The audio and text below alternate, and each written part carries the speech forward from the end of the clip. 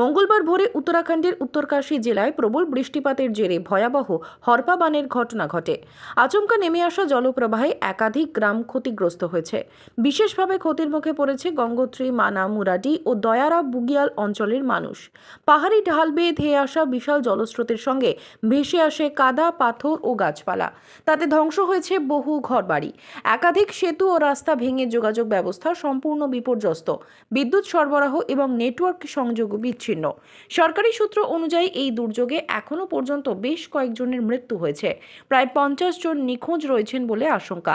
উদ্ধার কাজে যৌথভাবে অংশ নিয়েছে জাতীয় বিপর্যয় মোকাবিলা বাহিনী, রাজ্য দুর্যোগ মোকাবিলা দল, সেনাবাহিনী ও আইটিবিপি।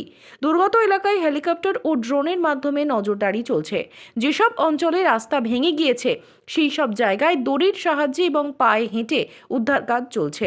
দুর্গত মানুষদের অস্থায়ী ত্রাণ শিবিরে সরিয়ে নিয়ে যাওয়া হয়েছে এবং সেখানেই খাবার, পানীয় জল ও প্রাথমিক চিকিৎসা সরবরাহ করা হচ্ছে। উত্তরাখণ্ডের মুখ্যমন্ত্রী পুষ্কর সিং ধামি দ্রুত পরিস্থিতি মোকাবিলায় এক জরুরি বৈঠক ডেকে সমস্ত প্রশাসনিক দফতরকে সতর্কতা জারি করেছেন। একই সঙ্গে মৃতদের পরিবারকে 4 লক্ষ টাকা করে ক্ষতিপূরণ দেওয়ার কথা ঘোষণা করেছেন তিনি। রাজ্যের পাশে থাকার আশ্বাস দিয়েছে কেন্দ্রীয় সরকার। উত্তরাখণ্ডে বর্ষাকালে হরপা বান একটি পরিচিত প্রাকৃতিক দুর্যোগ হলেও সাম্প্রতিককালে এর প্রকোপ আশঙ্কাজনক হারে বেড়েছে। বিশেষজ্ঞদের মতে জলবায়ু পরিবর্তন ও পাহাড়ি এলাকায় অপরিকল্পিত নির্মাণ কাজ এর অন্যতম প্রধান কারণ। জাতীয় আবহাওয়া দফতর আইএমডি জানিয়েছে, আগামী 24 ঘন্টায় উত্তরকাশী ও সংলগ্ন এলাকাগুলিতে আরও ভারী বৃষ্টিপাতের সম্ভাবনা রয়েছে। ফলে নতুন করে হরপা বান বা ভূমিধসের আশঙ্কা থেকেই যাচ্ছে।